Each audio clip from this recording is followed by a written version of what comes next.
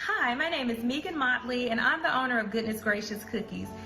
What made me get up the courage to call Operation Hope was because I knew that my small business needed help in some key areas. I didn't want my business to just look good on the outside, but on the inside it was falling apart because there were intricate pieces that were missing. There were things that I didn't have in place to protect my business, and I just decided I've got to make some changes in my business.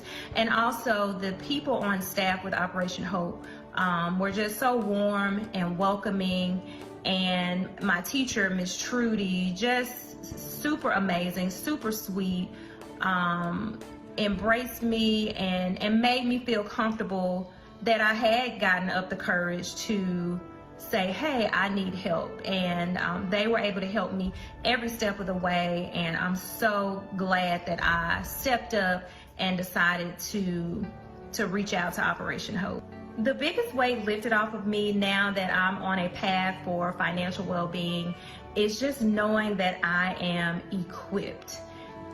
Knowing that I have the knowledge to improve in the area of my personal credit, knowing that I have the tools that I need to grow my business, also knowing that I have access to the amazing team at Operation Hope, from Miss Trudy to all the people that make up the staff of Operation Hope. Just being connected to other business owners who I went through the class with, who they're also doing amazing things. So the biggest weight is just knowing that I have the knowledge, I have these amazing tools, and I would encourage anyone that's a small business owner, whether you are just starting, whether you've been in business for a while like I was, I encourage anyone to check out Operation Hope and get started whenever the next program is starting, because it is an absolutely amazing program. I will forever be grateful to Operation Hope. Welcome back, everybody. We're so delighted that you have spent this day with us. We are rounding out the morning, and we've had some really interesting and informative conversations, and this next one will be exactly the same. We all know that there are two international languages, music and sports, and we've got some extraordinary icons from both of those areas, and we've got some business thrown in the mix. So let me introduce you to the folks that are going to be with us. I'm going to start out with Tony Ressler, who co-founded the private equity firms Apollo Global Management and Eris Management. I know Tony, though, not through the business side, but through the NBA. He's also the principal owner and chair of the board of the Atlanta Hawks. Thank you, Tony, for being here. We're so excited. We also have shortly coming with us will be T.I. from Atlanta. We all know T.I., who started rapping when he was 9 years old and later signed his own record deal in 1999. He has become an entrepreneur and a businessman, starting his own record label, Grand Hustle Records. He's currently out with his 11th studio album, the Libra, the Libra. So excited about that. We also have Michael Renter in the house. Now, those of you might not know who that is, so let me break it down for you. Have you heard of Killer Mike? It's that dude. We love him here in Atlanta, a rapper, songwriter, actor, and activist. We are delighted to have him in studio with us. You might recall he has recently launched a digital banking platform called Greenwood. Their mission is to serve the Black, Latinx, and other underserved communities that have historically struggled to gain access to capital. So thank you, Mike, for what you've done and what you continue to do. Last but certainly not least, I got someone really exciting that's going to talk with all these gentlemen. My sister from another mister, Stephanie Ruhle. We all know she's the senior business correspondent for NBC News and anchors MSNBC Live with Stephanie Ruhle. I'm a fangirl, so yes, I see her every morning at 9 a.m. She previously served as an anchor and managing editor for Bloomberg Television, following her tenure as a managing director at Deutsche Bank. Now, if this is not a group, we don't know what is. I'm going to throw it over to you, Stephanie. Go, girl. Thank you so much. I know T.I. is joining us in a sec. Mike, welcome. Tony, welcome.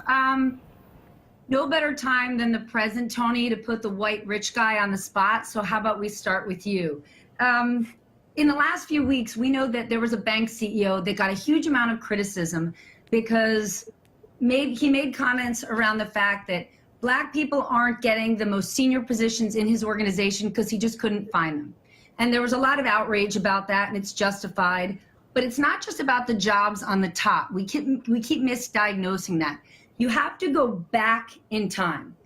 There's not people in positions to get those big jobs because they're not mid-level positions or entry-level positions. And you have to go further back than that. It's the basics around money and banking, right? Money is that other international language.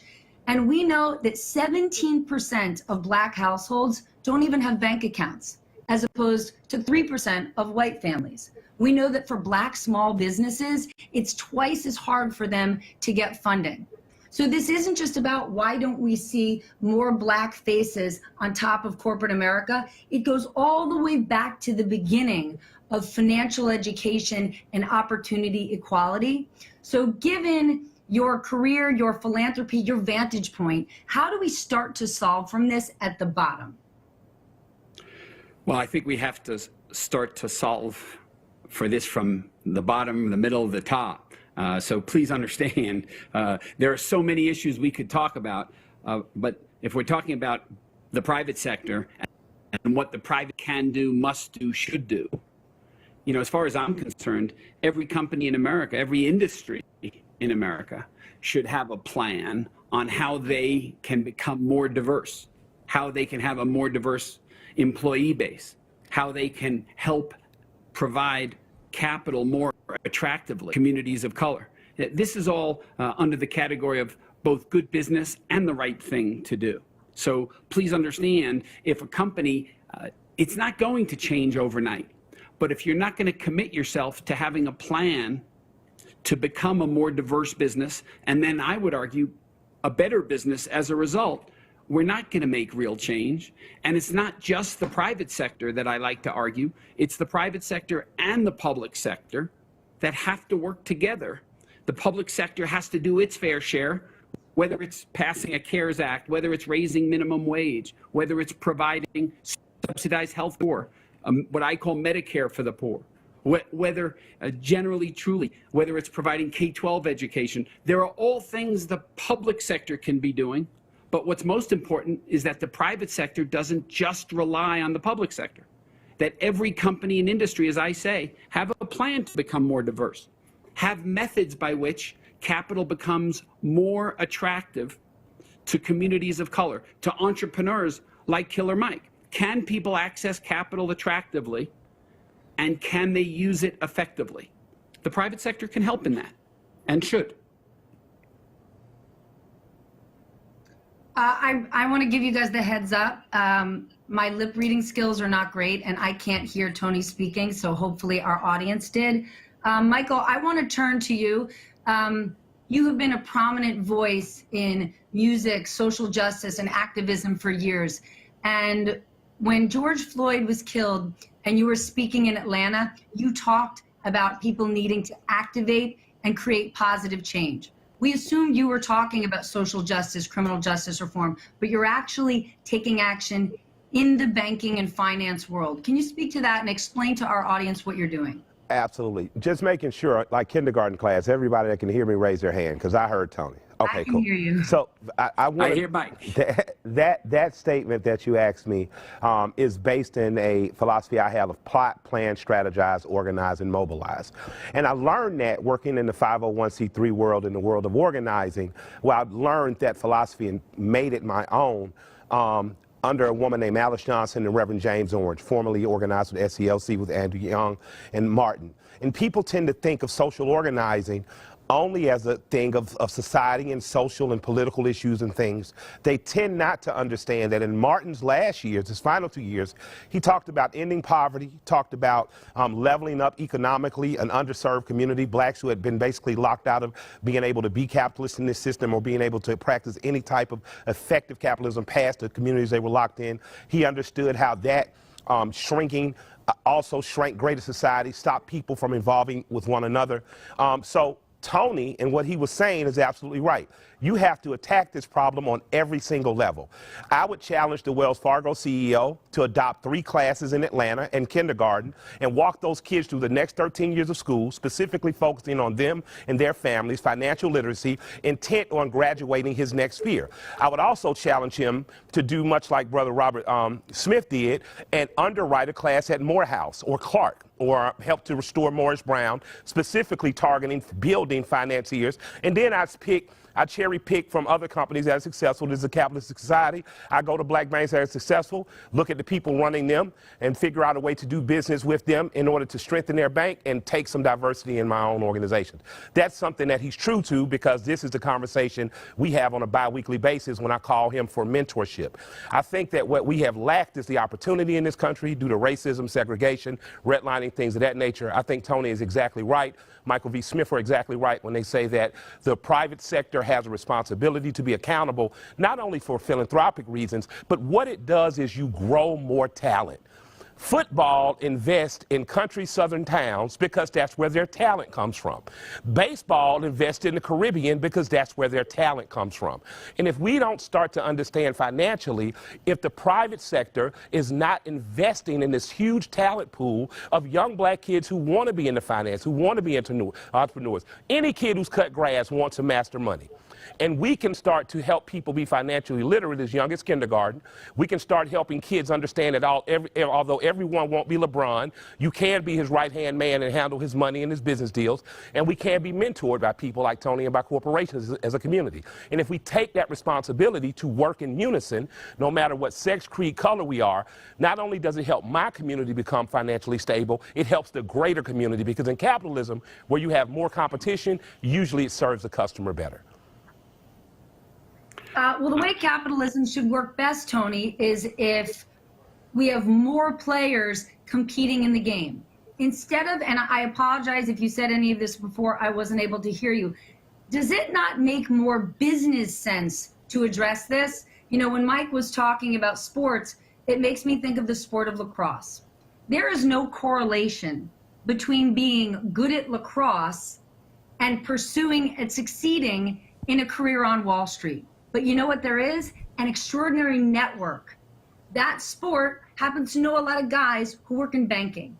And those guys in banking introduce them, because banking, finance is a different language. And if you never know that language, you can never play the game. Does it not behoove a truly capitalist society to say, we need to teach more people this language so we can get the best players in the game? So I'm thrilled to repeat myself, by the way, and had to. But, sorry. No. So please understand that the truth of the matter is every company, every industry that can grow its employee base to be more diverse, but to position them for success, you know, rather than criticize whatever the banker at Wells Fargo was trying to communicate, clearly not as effectively as maybe he wished. You know, every industry, the investment industry, the asset management industry is working with, certainly my company and others, working with HBCUs to help with curriculum that the kids at school today, no disrespect to Killer Mike, and go into 3rd grade, which is great.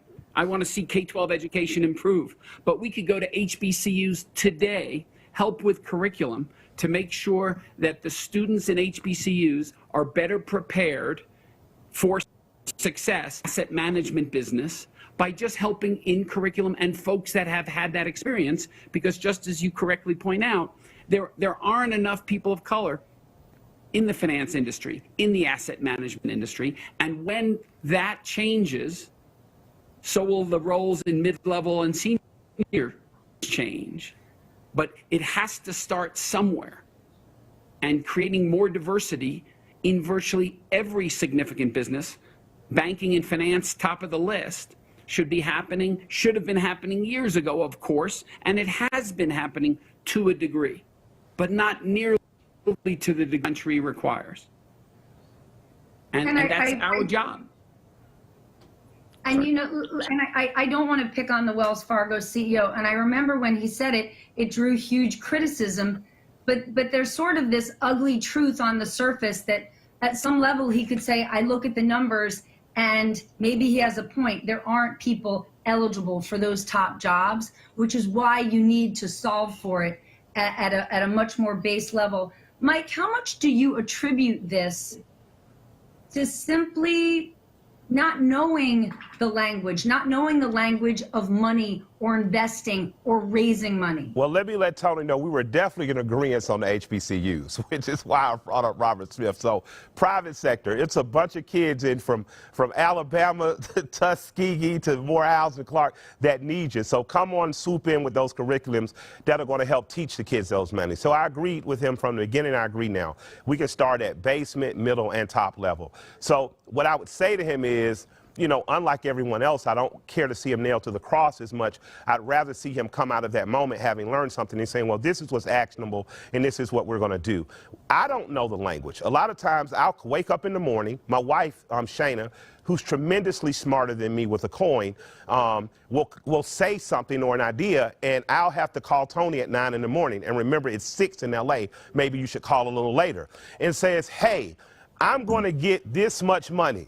My instinct says, I make enough money yearly, okay, we don't want anything extra. Maybe I should put that away and focus on not pulling and buying a new Lamborghini or Ferrari. And he'll say, gut-wise, your wife's instincts are right, and here's why. This is how you grow and compound interest. This is what you do versus simply paying 45% of your taxes. So I'm learning, but I'm learning a new language. So her instincts that are just base raw minimum, she was raised by a woman who ran a shot house. So she thinks a coin very differently than I do. Her gut instincts are right, and he has taught us the language. I think if that happens in school before grad school, if it happens freshman year, if it happens senior year going into freshman year, you come out in 4 or 5 years with a population that's financially literate, ready to teach that to their family members as they go along. But beyond that, they're ready to enter the banking sector. They're ready to enter the finance sector in a way that's going to individually grow them and grow their money in their communities of color.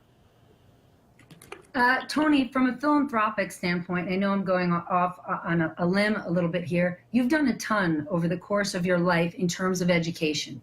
How much does that base education, not just a financial education, but a strong education, give the next generation of kids the foundation to pull themselves to move up from a socioeconomic standpoint?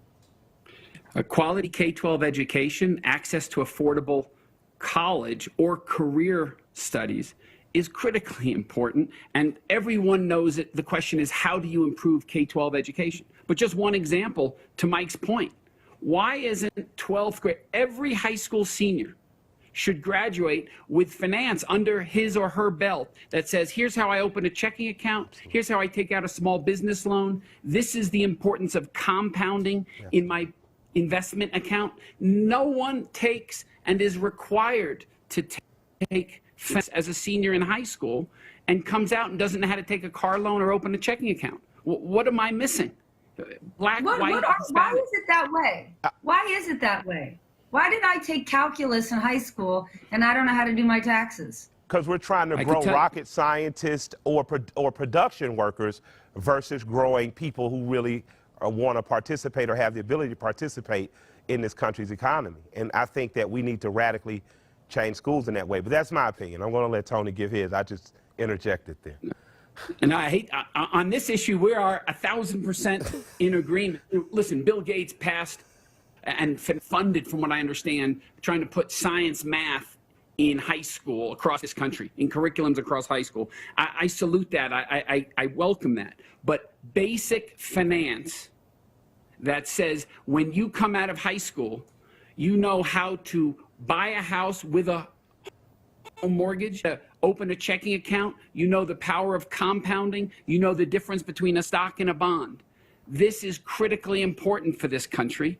It's critically important for people of color coming out of high school. It's critically important for white people. It's critically important for Asian people. But the reason this could be more complicated than they're willing to discuss today, but that curriculum should and could change.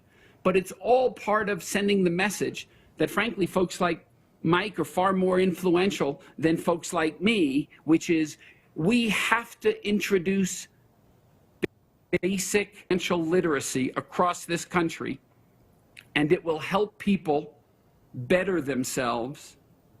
And the private sector and the public sector should be teaming up to do just that. And people with real voices should be using them. Absolutely. But Tony, I think that's maybe the most important point. While Mike has tremendous impact and influence, it's the partnership with people in your position that are really going to get us to the next level. Michael, how do you look at, right? So 9 months ago, before COVID hit, we may have been missing the boat on some of our economic vulnerabilities because it was a huge quote unquote win for our economy that the unemployment number was so low, that Black unemployment had made such great strides. But a job doesn't mean it's a job that can support you. Because all of a sudden COVID hit and we saw it disproportionately hit Black and brown communities. And even many people that had a job didn't have enough to support themselves. So having a job, isn't that putting Scotch tape on a much bigger gaping hole problem? Absolutely. Considering or looking at it like, well, at least you got a job is not the good enough. At a certain point, the goal shouldn't be to cure cancer. It should be to prevent cancer. But since we're living with cancer, we have to admit that at one point, 100 and something days ago, 200 and something days ago, it had gotten better and my community got a glimpse of some stability. But the truth is we have never been stable. We were not stable during times of slavery because we were used as economic commerce. We were not stable for the years after Reconstruction because we were destabilized by things like Jim Crow, redlining, the promise of GI bills that never came, underfunded neighborhoods. So we've never had true stability. So I think that rather than argue the points of was it better with lower unemployment or better now, it begins for me to say, well, what can we do right now as a form of triage to stop the bleeding and do what we can in the maximum to correct that? And in the very maximum, what we can do is start a campaign, if nothing else, to start basic financial literacy. I didn't join Greenwood the bank just because I thought America needed another bank. I knew that there were special problems on Martin Luther King, a couple streets up from where I grew, a couple streets up from where T.I. grew up. There were special problems there. We saw banks move brick and mortar locations. We saw liquor stores and check cashing places come in. We saw families that were moving with $200 a week all of a sudden have $160 because they were being charged 20% on $1 in cash checks. So my thing was, if there's a digital platform that will provide an opportunity for people to keep all their money so that instead of spending that $40 simply to cash, they can now save 20. They can put 20 in a long-term saving. They can save 20 for their Christmas or whatever. That is the beginning. And I say that because I'm not being idealistic. I'm not a rich rapper that's always been rich as this has happened. I grew up a poor and working class kid. From 3 streets from Martin Luther King. I grow up there. My grandparents, who grew up on pennies in the very rural South, managed to save enough money to buy 1 rental property that helped subsidize raising my sisters and I. Now, that's not the old American dream of MTV Cribs, but that is the very real American dream of we are at the start of wealth for our community. Black people are only 57 years free. And the generation that's my age, that's in mid-40s and mid-30s up to mid-50s, are going to have to start seeing ourselves as a foundational cornerstone for our grandchildren versus saying, I want it all now. We're not going to get it all now. If you are fortunate enough to make hundreds of thousands, $1 million, or to gain any asset to leave to your children and their children, you should not only be learning about financial literacy at base level, you should be learning what a trust is. Because I knew at 24 I was too stupid to keep anything my grandparents left me, so thank God they waited till I was in my 30s before they died. Because if I would have been 24, I would have just sold my grandma's house, which is now worth triple the value, and my sister lives in it and can now pull out equity and make sure her son has a better education. But I didn't know that because I didn't know that from school. I knew that because 2 old people who were burly with money raised me. So I think that on a very base level, people who look like me, people who are my age, can start taking the self-accountability of learning to be financially literate. We can start making sure our children are, and from the public and private sector, we need allies and we need people investing in us and investing in our communities so that we can start to generationally grow in the way that America has promised and given every other group, but we have only had 57 years of a peek into it. Michael was blessed with grandparents who were focused on wealth creation, even if it wasn't a great deal of wealth. T.I., to Michael's point, we need to make sure that next generation is financially literate. How do we do that if we are not? How do we start to turn the page and not just ensure that people have jobs, but that they understand wealth creation, real estate, owning your own real estate, starting being an investor doesn't mean that you're wealthy. It means that you're building a foundation. How do we start getting the African community there? Well, I think that, I believe there are three things that plague our communities that kind of keep us downtrodden, especially financially. That's the lack of education, the lack of opportunities, and the lack of exposure. Okay, now we have substandard education in our public school systems versus the public school systems that are available to our Caucasian neighbors across town in Buckhead rather than Bankhead, where I grew up. We have much less opportunity to go around to all of the people within the community of Bankhead than our Caucasian neighbors have in Buckhead, and much less exposure to create ambition and vision for the future of tomorrow for our children on Bankhead rather than Buckhead. So if we can get better education for our children and our neighbors over on the west side, if we can get better opportunities for our children and our neighbors on the west side, and better exposure, more exposure to things to create higher levels of ambition, higher levels of expectation, higher standards for ourselves and our children to reach, I think that will allow us to not only teach with words, but to be able to have people in my generation set a visual example that can be followed. You know what I mean? You can replicate it, you can scale it, but it's there. You know what I mean? So I think those are the things that we really need to get to our communities as quick and fast as possible. Tony, what do you think, especially as it relates to business creation and real estate, right? When we have particular communities, generation after generation, living rental lives, they don't build anything. But again, to what T.I. and Mike just said, please understand, this is a public and private discussion. As T.I.'s point, you have to improve K-12 education in minority communities. You have to improve to affordable health care. You have to push the public sector, just as you're highlighting. We have to, every meaningful player in the private sector has to lead by example. And becoming more diverse and helping in financial literacy is all part of the issue. And by the way, people like I and Mike, and please understand, these guys are not just in the musical world. They're supposed to lead by example and are as entrepreneurs. Damn, every NBA player, 80% of the NBA is African-American, making over $8 million a year on average. Think of how special each one of those should be, the entrepreneur of their community in their post-playing days, with just a bit of financial literacy and focus. And believe me, every one of these NBA players has the intelligence, the competence, the ability, and mentorship available to them.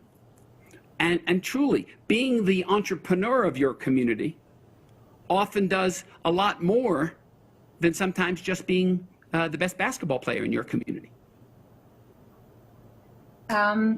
Mike, maybe I'm naive, but COVID exposed so many failures in our society, specifically in our education system and the substandard education so many kids are getting. We're seeing it happen at this very moment. At this very moment, my 3 kids are in person, going to their schools and getting basically the same education they would get any other year.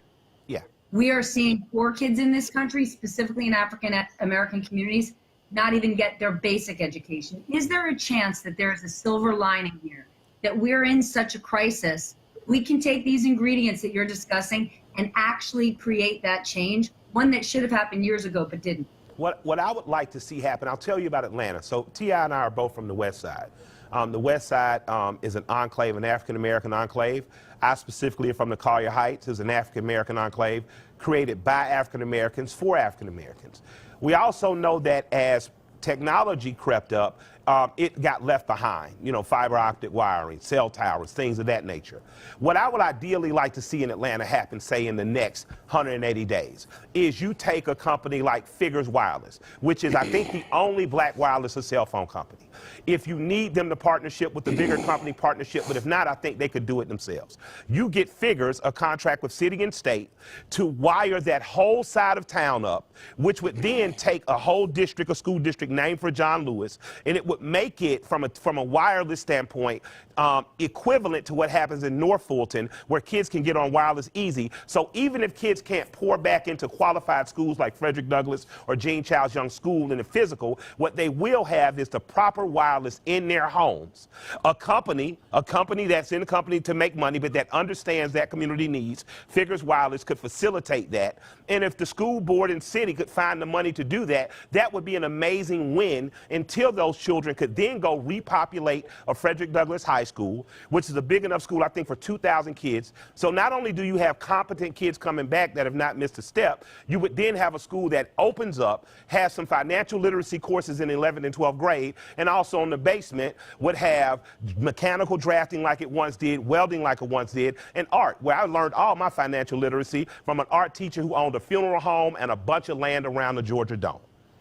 Mr. Murray. I'll tell you something else. Mike, I'll tell you what else we could do, Killer Mike. Yes, sir. Why not also take the Russell Center for Innovation and Entrepreneurship Absolutely. and make it the best example in America Absolutely. of how someone, as a one-stop shop for both access to capital and mentorship for all minority-owned businesses Absolutely. that grow, and use that as a prototype for what every large market in this country should have. And so having both access to capital and mentorship in one location. And I'd like to say this to cool black people who make a lot of money. Stay in your neighborhoods and help those neighborhoods be better. The Russell Center, started by Herman Russell's legacy, his children and more. Herman Russell lived about 4 streets behind me. Much bigger house, as our house was only about 900 square feet.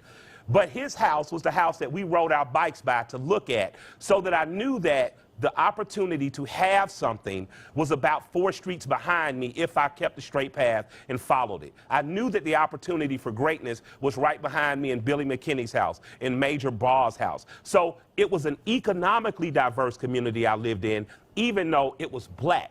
It was economically diverse, and I would like to encourage more people from my community that make it to stay or reinvest in those communities. Like Tony was saying, we should be the entrepreneurs in these communities, and we should be re-gentrifying and not just allowing for gentrifying. I agree with everything that's being said here.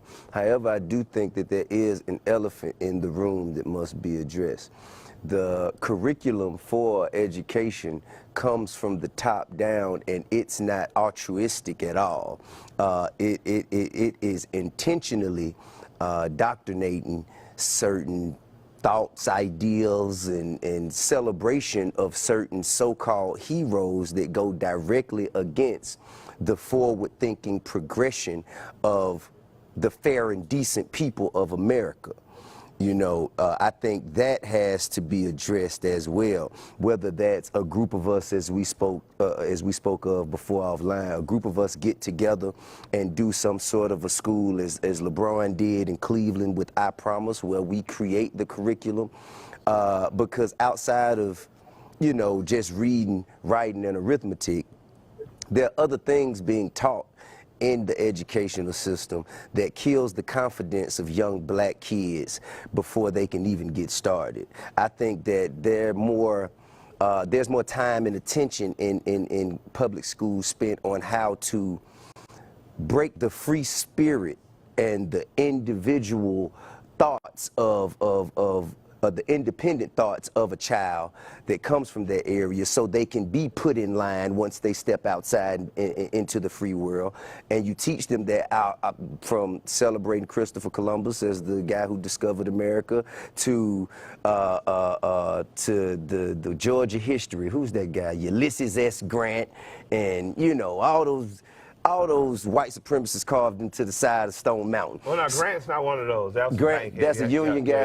Okay, my bad. Well, who's the other guy? Who's the other guy? What you're talking about, like Alexander was Stevens it Robert on that Lee side. or something like that? General Yeah, Robert Lee? Lee was one of those guys. Well, those guys. Okay. Anyway, but if you teach our children, Not that Grant was much better, but okay, got you. But if you teach our children to celebrate these guys as heroes, Absolutely. then you're essentially telling them that slavery was deserved. Yeah. You understand? So I think that subconsciously in the psyche of a child, no less, is just as impactful. Well, and I think that a cool thing we could do is to start to teach that capitalism even existed there. The people who were owned understood they were property. They understood what they were.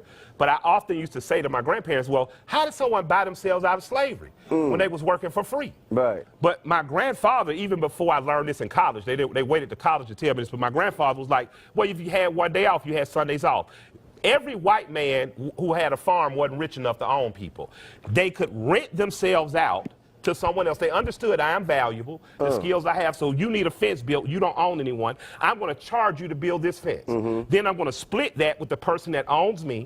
I'll use my savings to not only buy myself out of slavery, to also buy my family. So I just want that said, because oftentimes when we speak of being enslaved, we speak from a total place of victimization, as though these people had really been regulated to beasts, and they weren't able to think, and they were able to think all the way through. And even though they didn't master themselves or their own bodies, they mastered finance as early as being able to accumulate enough wealth to buy themselves out of freedom. And that is a radically different teaching that all Americans should know. True. That enters two human beings versus a human being making someone simply a beast. Now, when you say that, that's definitely a different, is viewing it through a different lens.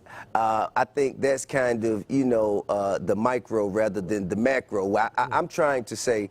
No, I agree with you. I was just saying, in addition to the unteaching, we got to teach that black people been about money a long time. Absolutely. I mean, we've been taking the worst and making the best of it forever. That's the same way. That's why trap music is here, because of the crack era. Absolutely. You know what I'm saying? The crack era we made more money off rapping about crack than people made on crack. You see what I'm saying? So we've always been making the best of a bad situation. But I'm saying, like, as Malcolm X taught, anyone who's still depending on their oppressor to educate their children is lost. Yeah. You see what I'm saying? You would never in a Jewish community find Jewish parents sending their children to a school that celebrated Hitler and praised him as a hero. Absolutely. You just would not do it. However, African Americans or black people, we do that every day, and I think that is a huge part of the cycle that we're stuck in when it comes to education. Tony, I want you to help us make the business case of this public-private partnership, that it's not just about businesses are so successful, they should give back. Help us understand why it makes sense for business. Look at Atlanta. If the city of Atlanta was bigger, stronger, better, smarter, when people came into town to go to Hawks games, they wouldn't be going to the game and then leaving again and going back out to their house in the suburbs. And now if you invest in communities, in cities, in businesses, everyone will thrive, including that business on top. So it's not just a philanthropic effort, it's a business case. Listen, the private sector should do what they think is both the right thing and good business.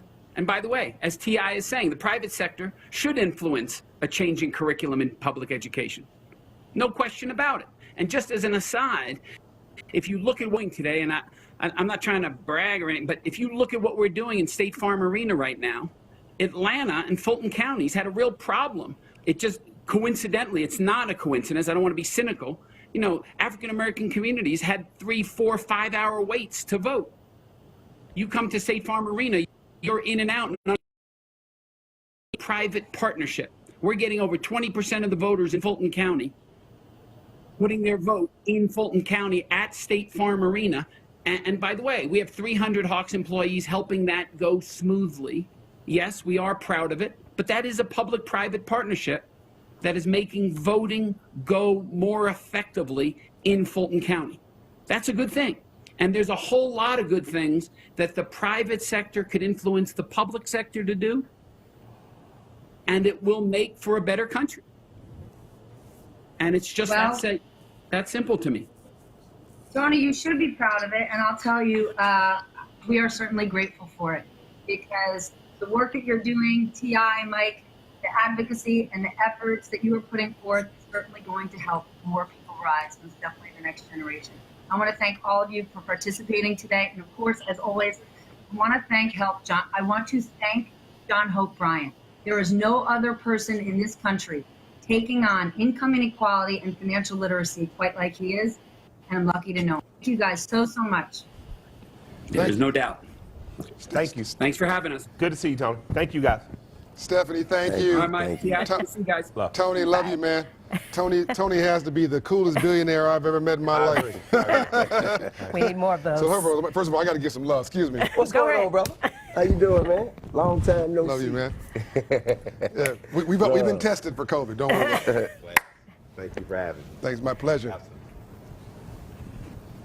Everybody bow to royalty there. Absolutely.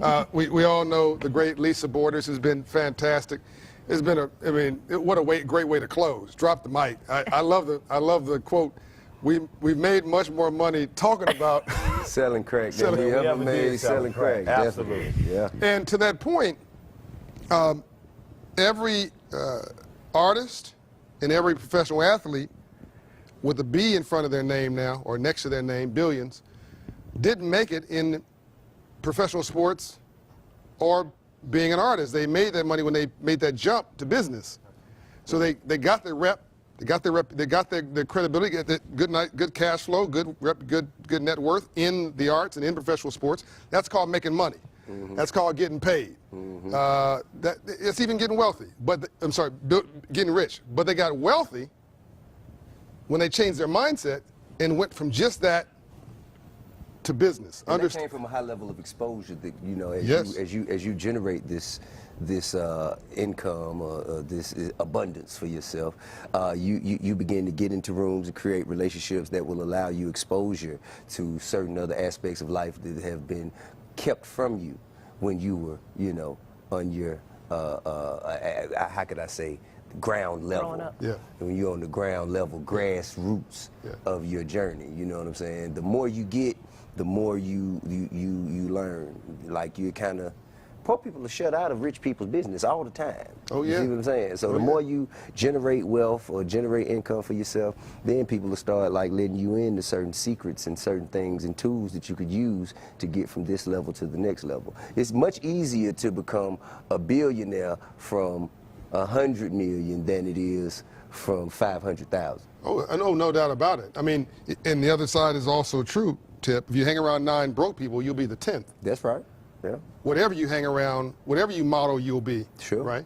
Sure. And so I love what you guys are talking about changing the role modeling in schools. But let me back up here because we have a living icon with us. Absolutely. We've got the last living lieutenant. I'm saying this slow so the audience can really understand. No. There's still a few more. No, the senior lieutenant. He doesn't want to be that. Dr. King, who is very much alive and engaged. And in fact, I'm trying to slow him down a little bit. But this man is 130 honorary doctorate degrees. Mm. How many countries? How many countries? How many countries? 130 honorary doctorate. 130. 152. 152 countries. Okay. And I've been blessed. really made Atlanta. I've been blessed by my troubles. That's right. Really made Atlanta the international city she is today, the only international city in the South. Other mayors have made other contributions, so thanks to everybody. But he's the one who brought the Olympic Games here. That's right. He's the one who brought the international investors here with tens of billions of dollars of investment. He's the one who really created the environment where it's now the busiest airport in the world. And it's the only international city in the South. The only one. One of the top 10 MSAs, economic engines for the whole country.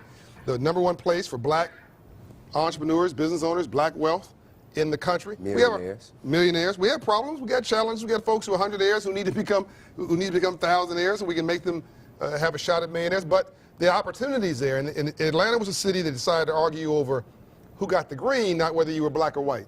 We had a different kind of argument. And I think other folks were backwards and argued over water fountains, and they're still stuck in many of those cities, and they look just like they looked 40 years ago. We fought for that, too. We did. Well, we didn't have to fight for it because the business leaders told the public leaders, knock it off. But that was the fight. Well, okay, fair enough. We evolved in We our evolved. thinking. There We you go. matured. We all started at that same place, but Atlanta did not stop Black there. folk and white folk like money in Atlanta. He broke it down. I learned that really early. Like they like money a lot more than they didn't like each other. There you go. You know, and that's not to say other cities weren't good, but you can get so entrenched on hate that everybody suffers. Because at the time that they were fighting for unions, these guys in Mississippi, and black workers were saying we should deserve our fair pay. The people who were fighting against that, often white workers who worked right next to them, were the most underpaid white men in America. Oh, yeah. And Skip Bayless said this during the NFL controversy. If Frenemies. white players would have knelt or stood in solidarity with Kaepernick, it for the first time in at least 50 years would have given the players the proper leverage against the league to negotiate better. And because they chose not to, for the next 20, 30 years, you'll hear baseball and basketball have more secure, better contracts because the NFL has never solved their solidarity problem, meaning they dislike some of each other's political things a lot more than they like money. Oppression and hate gonna keep you pope. Yeah. Oh, And absolutely. on both sides. You can't Say that again. Oppression and hate hate. will keep you pope. That is a broke man's energy. You cannot, Everybody. A broke man's energy. You, that's can't a broke you man's cannot energy. segregate your heart and integrate your pocket. So going back to you here, Ambassador Young, and really set the stage here, in many ways, we're trying to figure out how do we go from what I call civil rights and movement of raising the color line in the streets to a new movement of civil rights or class and poverty and ownership in the suites. How do we get people today, young people protesting, rightly so, against injustice, to understand they need a business plan and not just an emotional one? They need to respond, not react. How do you get them from the streets, which is their frustrations are rightly so and justified, to transition to the suites? Well, let me just say that I think of all of you all as my children. That Some of them are more troublesome than others. I've helped. No, I told him he was always Lisa and Andrea's daddy before he was Ambassador and Mayor Young. That's right. And Bo. And Killer Paul. Mike came into my office when he was 15 and wanted to put on a conference for young people and didn't want any adults present. He said, let us talk about our own problems. And T.I. and I go back to, well, one of his teachers was a good friend of mine. And she said, I knew that boy was a genius in first grade. Say, but he was bad. And then John and I have sort of grown up together. I'm sort of like his father. Yep. After his father went to glory, he sort of got passed on to me. And I tell you what, you all have made me proud in this forum, as in the last year and as in the work you're doing all the way. But let me go back to my childhood, because I was blessed. And I was blessed because it was a crisis. And by the way, didn't you fight in the civil rights movement with her father, Lisa's father? Yeah. Grandfather. Okay. Her Grandfather. Sorry. Yeah. But Tried to put some age on you. I was in sixth grade when Pearl Harbor started. And we did something that I think kids nowadays could do. We realized that America was at war. And we had to find ways to help the war effort. So we started as kids, 10 years old, picking up coat hangers, getting newspapers, and buying saving stamps and war bonds.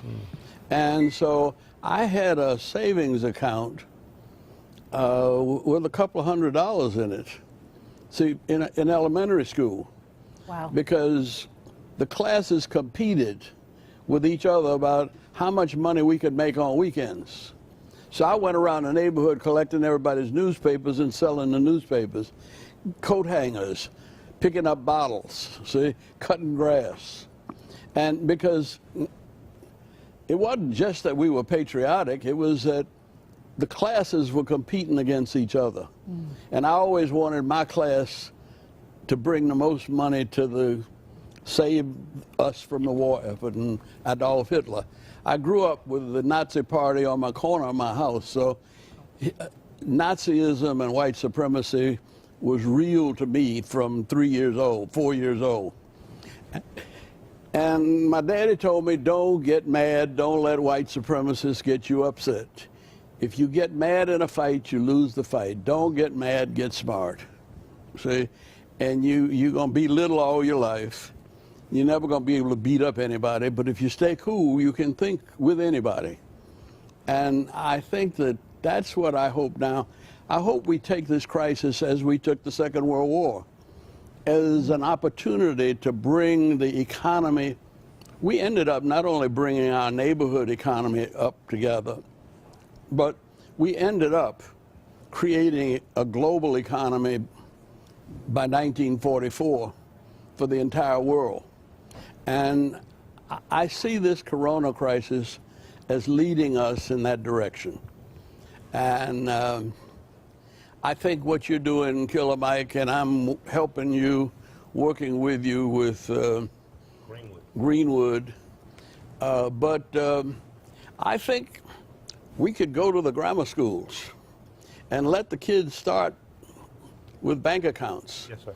That Cox Cable, whenever it puts cable near a school, it always puts cable in the schools, wherever they are. Now, AT&T and Comcast, if they got a cable line going anywhere near a public school, we need to get them to go ahead and wire up that school so that they can be ready for the virtual future. And by the way, Comcast, who's providing all this infrastructure, has a program where they're giving away computers and internet access to low-wealth communities at no cost to them. Yeah. And that needs to be scaled up. Most of us don't even know that program exists, by the way. I think awareness is key. Yeah. And it may exist that they have wired some of our elementary schools. I don't know that, but that's the kind of thing that helps them make money and do good. Absolutely. Now, the second thing is, education didn't used to cost this much. That my wife got her master's degree at Queens College in New York for $16 a semester.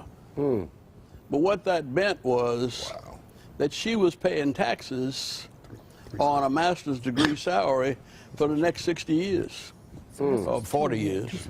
And UCLA used to be $40 a semester when I was in high school. And I almost went to school out there, but I chose Howard University instead, because I was the only black person on the campus that summer, and I felt lonely. But so I'm saying that we've come a long way, but the way we've gotten here is still an open pathway. Good point. And whenever we make up our minds to do the things that, I mean, you had Doug McMillan, The CEO of Walmart. CEO of Walmart. #1 Fortune 500 company, I believe, in the world. But I've been to Bentonville, Arkansas, and I saw the little store that that Sam Walton started from. Yep. And so we know that poor people High school education have visions, and they can grow the largest business in the world if they have access to capital. Now, our businesses have not had access to capital. And that's what I think you and Greenwood are trying to do. Absolutely. Make available access to capital. When I became mayor, there was a company that had 1,500 employees, and they couldn't get a line of credit from any bank. That was just in 1981. And we had redlining in Atlanta until 1989. That's right. And so we can change. With all of the things that have been going on, we didn't work on integrating the money nearly enough. Now, we did it in terms of, affirmative action in the construction of the airport. minorities got 41% of the Olympic money, and everybody agreed to that. But because we had an Olympics that cost $2.5 billion, another $10 or $15 billion came into Atlanta, and the white community got 90% of that because we were able to get 41%. Well, as Stephanie Ruhle would say, expand the table and add a seat. Money.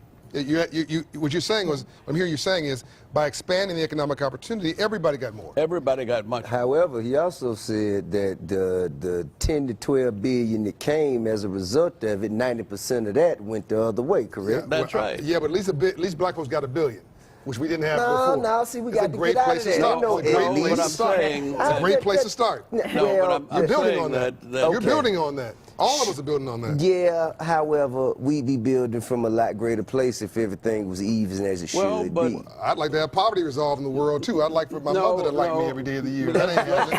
Let's not. It's not an either Okay, or. we're off topic. It's not an either or. He's still bad. Back to what you were saying. It's a both and. Yeah. It's a both and. That Well said. you can look at it as the glass is half full or half empty. And I'd rather see us growing, and I'd rather, in fact, we had a song when I was growing up, accentuate the positive, eliminate the negative, latch on to the affirmative, don't mess with Mr. In-Between. That was a white folk song of the Andrews sisters. Right. But that became They probably stole everybody's. it from a brother saw sister. Everybody's something song. down the line, but go right ahead. In the Second World War. It united the nation. And you all have done that with We Are the World. And I think we've got to find songs that you all have got to rap about money.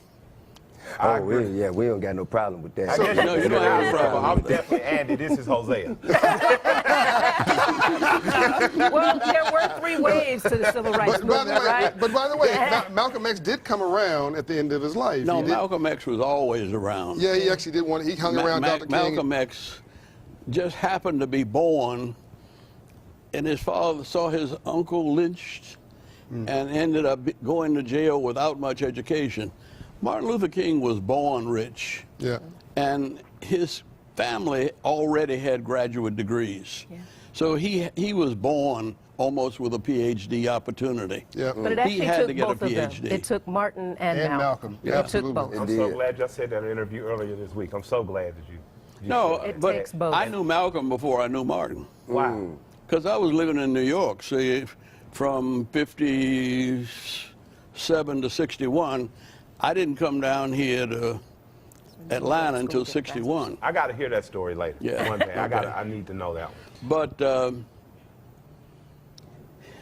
this is an opportunity. Yes, sir. Agreed. It's an opportunity to restructure the whole global economy, Agreed. starting with our neighborhoods. Yeah. I'll tell you why. When I got the call from Ryan to be a part of Greenwood, I've been helping black banks because I was just taught, much like, and that's what you're supposed to do. Yep. My great-grandfather's father was used in the Tuskegee experiment. Between what my great-grandparents saved sharecropping and some type of settlement, they bought 33 acres in Tuskegee, which we still have today. We make a modest amount of money, a couple $100s a year for me and my sisters for lumber that gets cut off there. But we were taught banking. Right. We were taught finance kind of all the way and to be responsible for it. So I think that what our community has to understand is, like my grandfather would often say to me, the worst thing to happen to us is integration. I never understood what he was saying, but he wasn't talking about us physically integrating as much as our dollar. That's right. We allowed the dollar to escape, so we didn't have the cornerstone of capitalism, what it takes. That's right. And that's the economic spear. So by him calling, when Ryan and them called me, I was interested because I'd done all this free work for banks. Right. I hadn't ever went to a bank and said, you give me a certain amount of percentage off each card, which I could have done. I'm savvy enough to say, if I go get you 1 million accounts, give me this. But that wasn't my purpose. Again, I'm the Andy of the crew. I was like, what's going to be better for my community? Right. And when Andy told me about how he had saw paper money in India be used essentially like it was used against poor people here, I get a $200 check, I go in, it's 20% to cash that check, then I know that all of a sudden it's $160. $40 been taken out. That's right. Andy had saw a card in India give people a chance to actually keep their money and use their money effectively. And that was a big part of the reason I went with Greenwood, because I said on base level, much like my grandparents walked me in to get my first bank account, they bought Coca-Cola and Delta stock for me because those companies were here. Yep. I should have kept them forever, cashed them out at 18, dumb. Like I said, you're just too dumb when you're young. Chip company. Yeah, man. And what I understand now is that if I can help a child that's growing up in my neighborhood, same neighborhood, I still own real estate, neighborhoods my sisters still are, Yep. to understand money at 10, 11, 12, like I understood it. Yep. And my grandparents made me pay for half of my first pair of Adidas. If I get that understanding of that kid, then that kid who's a potential water boy on the side of the street or a shoe cleaner, sneaker cleaner in the mall, grows to have an entrepreneurial mindset. And people think it's always about, I'm making a Madam C.J. Walker, I'm making an Alonzo Herndon, but they forget about the 200 people under them that were employed. That's right. The 200 families that were enriched, the 200, right. the 400-600 people that were better educated. I'm here in part, not only because I've had great mentorship in people like Andy or Reverend Young, but my family was full of nurses and working class men, and I had one cousin who's like an aunt named June. And being a simple nurse wasn't good enough for her, like everybody else. She went and got the high, I think she became an anesthesiologist at the end, just right under a doctor, but she stressed education to her son, my other cousin and I, who grew up right there in Tow together. So all of us ended up, my cousin, her son went to Purdue, my other cousin went to Savannah State, I ended up going to Morehouse, and there was this friendly competition between us because of the exposure was right there in my family, the exposure to what money could do. And Andy introduced me to what that car did in India. It was there. So I'm a part of Greenwood as an initiative because I know that those lessons aren't given early enough. And as we as an institution can provide that and grow into an institution that has lending and gives capital to black people, I know that we stand a chance in this Let me go back to one thing that you were saying about slavery and give you another point of view. Okay. There were 27 black millionaires in Louisiana before the Civil War. And W.E.B. Du Bois talks about that in Black Reconstruction. But when you really know your black history, you realize that the founding fathers were a very thin layer of very educated and brilliant men. But all other white people weren't like that. That's right. Most of them came from urban areas in Europe. That's right. Where they had no education, no understanding of farming. See? The slaves who came here, all of them had been living on the land. Agricultural geniuses. There had been, And not indentured servants. there had been universities in Africa since 1100. So long before they were in Europe. If you go back to Egypt, even before the Old Testament, they built the pyramids. Right. And if you go to Cairo and see who built the pyramids, the Pharaoh who built the pyramids, they don't even have him on the main floor. They have him in the basement. You know why? He's a short black guy with an afro and a big nose and nice luscious lips. See? And so the black people who came here as slaves didn't come here with no talent. That's right. That's right. I mean, Frederick Douglass was a slave. And a businessman.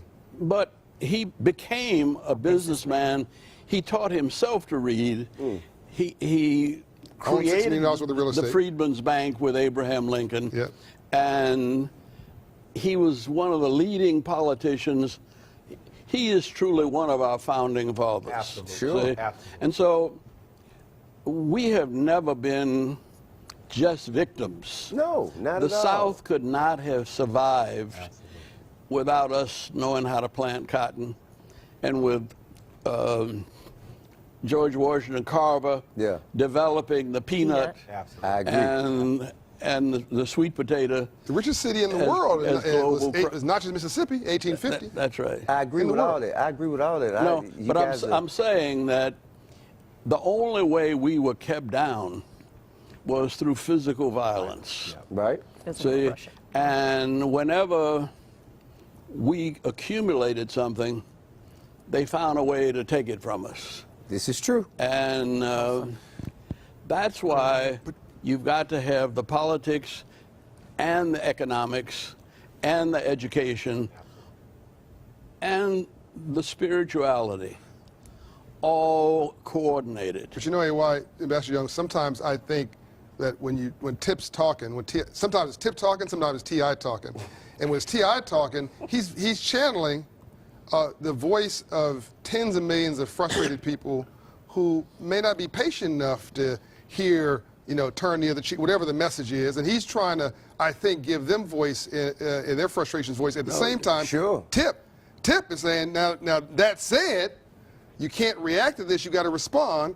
And Tip's the one that owns the real estate on the west side. And, sure. Tip's one that has a multicultural interchangeable. T.I. and Tip and T.I. I can't tell them the difference no more. Yeah. But I can't tell them apart. But what I'm saying is, all these things considered, all these things being as true as they are, there is no reason, absolutely no reason, we should sit back and continue to be marginalized and left out of the financial discussion when it is our efforts that made this country what it is right now. So what I see is what the teacher saw, the genius in first grade. That's right. See? And what John has put together here, and remember, Lisa was sort of the one that pulled together the Women's Basketball League. President of WNBA. And my wife did. Yeah. I was like, so she's the women's Roger Goodell. Yeah. But we've had, what I've seen here just this morning is potentially the answer to not only black people's problems, but to the world's problems. That's right. And it's the coming together of public, private, spiritual and secular, and working together to deal with whatever problems. And John, what you've helped us to do is see problems as opportunities. You don't make money till you got a problem. And then whoever figures out how to solve that problem makes the money. That's and right. There you go. It can be not only at the Frederick Douglass or the John Adams, and Thomas Jefferson was not that good a businessman, but he was a brilliant writer and poet. See, Intellectual. It all has come together to make a great nation with all of its problems. And this crisis calls us to be the best that we can be, whoever we are. And if we do that and do it together, these problems that we face now become opportunities that create a new future all over the globe. I'm gonna make my final comments, and I think everybody should say a final comment. Then Lisa's going to wrap this up. I think it's been an incredible 2 days, by the way. So thank everybody for leaning in and being a part of this. I'm getting notes from all around the world, and there's been watch parties all around the world. But I'm going to leave my last comments with two pieces of Andrew Young, Ambassador Andrew Young wisdom. And the first one is, and I think it speaks to a lot of what we've been talking about here. Ambassador Young has taught me that in a crisis, everybody has to win. So how do I translate that? Talk without being offensive. Listen without being defensive. Here's a big one now.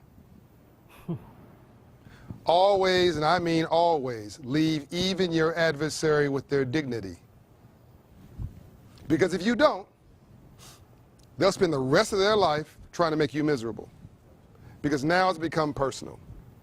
You can't even solve the original problem, because now they feel rightly or wrongly offended. They feel insulted. Now they might be completely wrong, but now you stepped on their dignity, and now you got to fight. And if you just leave everybody with find a gracious way to leave people with their dignity, and a gracious way out of their own ignorance, they might turn that storm into a rainbow, because you cannot have a rainbow without a storm first. This leads me to my last piece of Ambassador Young wisdom. I said this at the beginning. I'm going to end it with this. Ambassador Young was running. He was a young man trying to figure out who he was. He was, I think, just going into divinity school. He'll correct me, of course, if I get this wrong. And he's on this run, Tip, and he's running up the mountain, down the mountain and up the mountain, And he thought that running and energy was enough to work off his frustration. So he's running. Think about an angry man. He's running. He gets there at the top of the mountain. He's exhausted now. He's got to stop because he's exhausted. He's out of breath. He's forced to sit for a minute with himself. He looks around. He says, the clouds have a purpose. The plants have a purpose. The rocks have a purpose. The ground underneath him has a purpose. The birds have a purpose. Everything around him, in the quietness of that moment, when he's drained of his aggression and his anger and his frustration, when he's at peace, he's communing with God, everything has a purpose. He said, my God, if all that has a purpose, I must have one. I must be valuable. Let me now figure out what my purpose is. If we could help people who are wayward, who are lost, who may be rich but not wealthy. In other words, they got money but they don't have a purpose. Maybe they're making a lot of money. Maybe they're a billionaire, squillionaire, but they feel hollow inside, but they can't admit it to anybody. Maybe we can find a gracious way for some of them to redeem themselves in the eyes of whoever they admire, to do good for others. Who knows? I don't know. It's none of my business. That's between them and God. But whoever it is, wherever they are, a good person, bad person, we can find people, give people a gracious way towards redemption. I think a saint is a sinner that got up. We're all sinners. We all fall short of the glory of God. We've all screwed up yesterday. Like I said, I love my mother. She didn't like me last week. Today. Yeah, let's do it. Now we're here. Let's do it today. So let's wrap it up, and then Lisa will drop the mic. Killer Mike. Oh, man, I'm just happy to be here, John. I'm happy to be here with Andy, you, Lisa, my friend Tip. I'm doing what I'm called to do. I really just got in this to sing, dance for a living, smoke a little marijuana, go to the Blue Flame for free. You know, I thought my life was going to be pretty simple. I had escaped activism after I left college and got a record deal. And, by the way, you both married, right? Yeah, we're both married, and my wife in the better business part of our marriage, who also attends every Blue Flame occasion with me, that woman is just brilliant. Like I say, her grandmother ran a shot house, so she thought about coin earlier than I did. Compared to her, my sisters and I were middle class. But what I've learned is that black folks can, we must, we will. I am proud to be a black American. I'm proud of going to Frederick Douglass High School, because it was there I first heard the term, without struggle there can be no progress. While there, I learned that was the most photographed man of the 19th century. Meaning, so if you think about Barack Obama, how many times you've seen his picture, that's who Frederick Douglass is comparable to in terms of the spread. And that ain't just popular on the plantations and black communities. So through mentorship with people like Andy, James Orange, Alice Johnson, what I've learned is that we're far more tapestry than we are what we describe sometimes ourselves as a suit, where everybody's just kind of in. Yes. But a tapestry is something sewn together. And I still have the blankets that my grandmother sewed, my great-grandmother sewed in my home. And so this country, for me, is a tapestry. It is cooperating. I talk to Tony Ressler as much as I talk to my friend T.I. Right. Yeah. T.I. and I, who sang and danced, decided to go into business together. And I hope that at the end of my run, that I would have led a life that he could be proud of for having mentored, that my children can be proud of, that my wife will be proud of, and that my community will be proud to say they produce. Amen. Man on that. Right on. T.I.? Well, at 40 years old, just turned 40 September 25th, remembering how it felt to be reminded that as a teenager, that I was in the percentile of the most likely to fail. Yeah, I used to tell him. Whether a lot. The most likely, you know how many times I heard that from 13 to 19? Wow. Man, statistically speaking, you know, you probably not gonna be here by 21, so have a good run, you know what I'm saying? So that's the way the stage was kind of set for me, you know, whether that was, you know, going to a school and hearing it, the bus driver, neighbors, whomever. So going from that, defying the odds, overcoming adversity in all shapes, forms, and fashions, I believe the first I don't think I would have been here if I would not have dropped out of school. Not telling kids to drop out of school. However, I feel that conformity that came with doing it their way would have stopped me from seeing it how to do it my way. And nobody could have taught me through education or anything else, nobody in that institution could have taught me how to do what I'm doing right now. Well, you're in good company. Because Bill Gates That's right. and Ted Turner dropped out. That's right. Well, and, yeah. and Kanye too, except they dropped out of college. See, I dropped out of Douglas High School, you know. And but what I'm saying is, like a college. Well, which was like a college, absolutely. It was definitely an HBCU. But the thing is, making it here against our odds to be here at 40, and on top of that, the BTI. Yeah. That says to me, I can get to be 140. Oh, yeah. And be, you know, and be just as successful and just as peaceful, just as honest, just as outspoken, just as genuine, just as principled in my wealth as I have been, you know, coming up through the ranks. And I also want to say, I have absolutely no problem whatsoever with the opinions of racist, poor white people. No, I do not. They are entitled to their opinions. I have absolutely no problem with it. They are not my problem. If we could find a way, if I could do something to help them get some money, I would. See, my problem is with the institutional systemic racism that comes from the people who have been put in power, who can use their opinions against my children, your children, to keep us from, you know, allowing our efforts and ingenuity to represent us before the color of our skin. You know what I'm saying? Those are that's who I have a problem with. A poor white person who can't even do as much for himself as I can, I don't have a problem with that. But if you have someone whose decisions and whose opinions will dictate and determine the pathway of our children and our communities, and they have an innate, inherent disrespect, disregard for the lives, liberties, heritage, and progression of our people. That's my problem.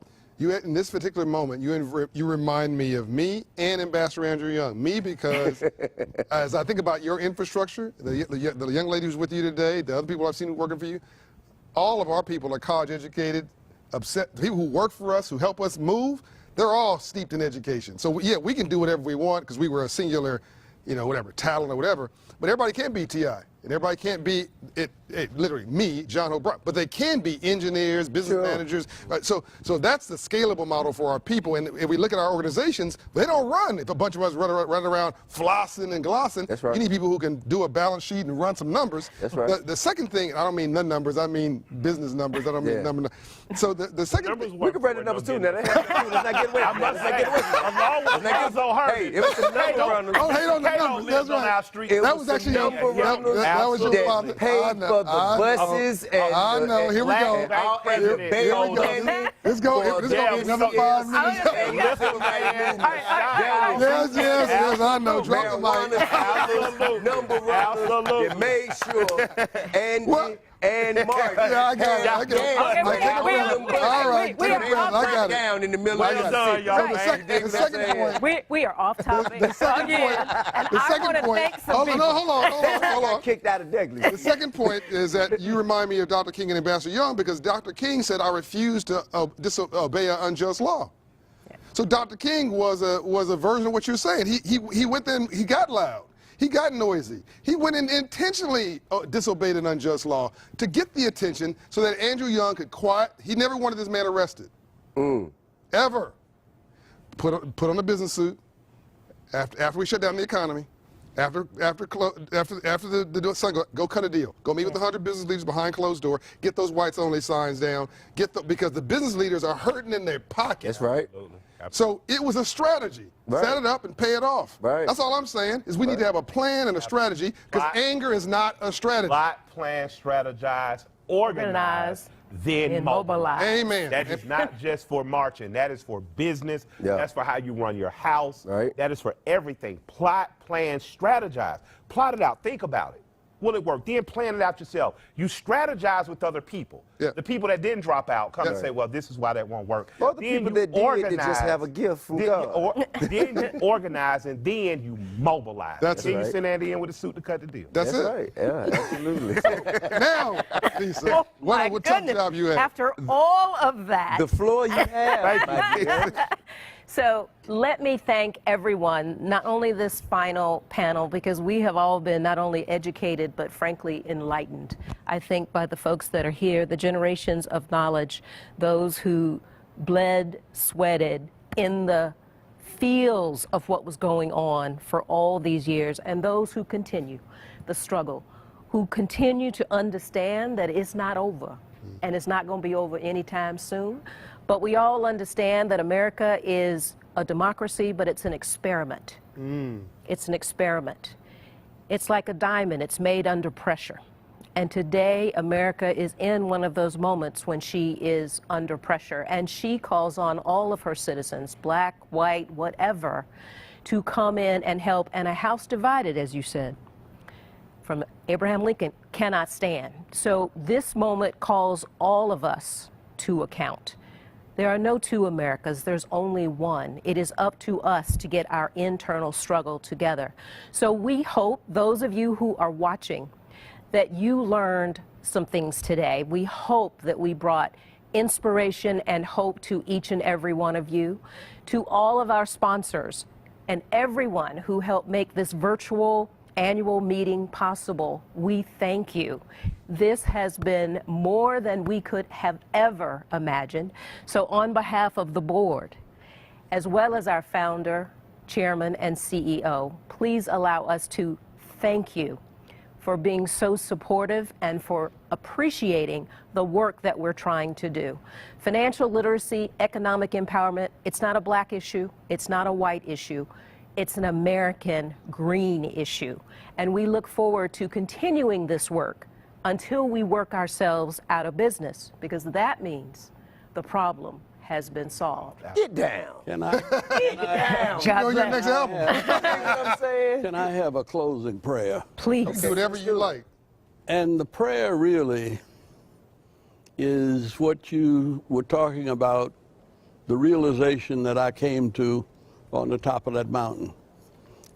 It was that the kingdom of God is within you, and you, and you, and you, and you, and all of those that we meet, that we are created in the image and in the plan of the creator of the universe. And the more we go within, the better we can do without. And we will see each other as God sees us. And Jesus, one of his messages was, the kingdom of God is within you. And so all of the work that you do, however you do it, is an expression of the creativity of the God that created the whole universe. Wow. And just like the stars don't bump into each other, we can learn to get along and each do our duty as the Master taught. Amen. Amen. Let the church say amen. Everybody, Thank you and God bless. remember the Hope Global Forum was here. We delivered. Now you must. Everybody remember, 1 Million Black Business Initiative dropped today. Shopify committed $130 million over 10 years. I know you guys missed this. To help set up 1 million black businesses over 10 years. Okay. They announced that today. Their president, Shopify, is the second largest e-commerce player in the world. So go to 1 Million Black Business. Sign up to take your dream all the way up the ladder to reality. It's not only no cost to you, it's an investment in you. So now there's no excuse for you to double down and make a brand about you. Let's go. All right.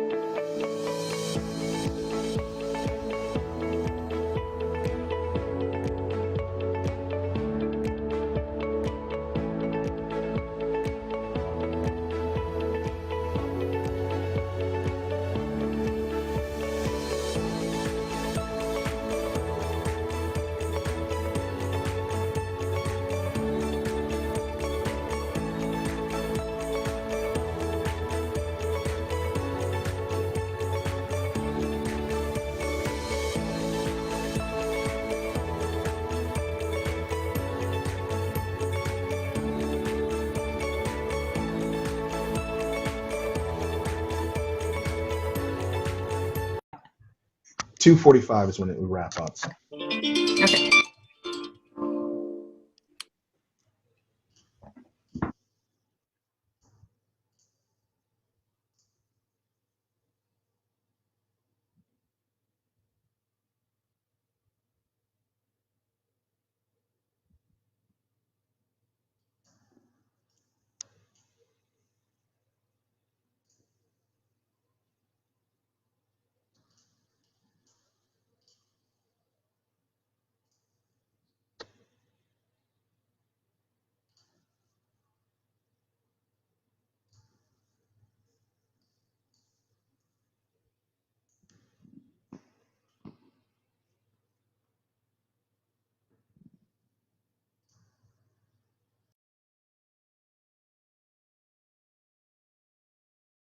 with everyone.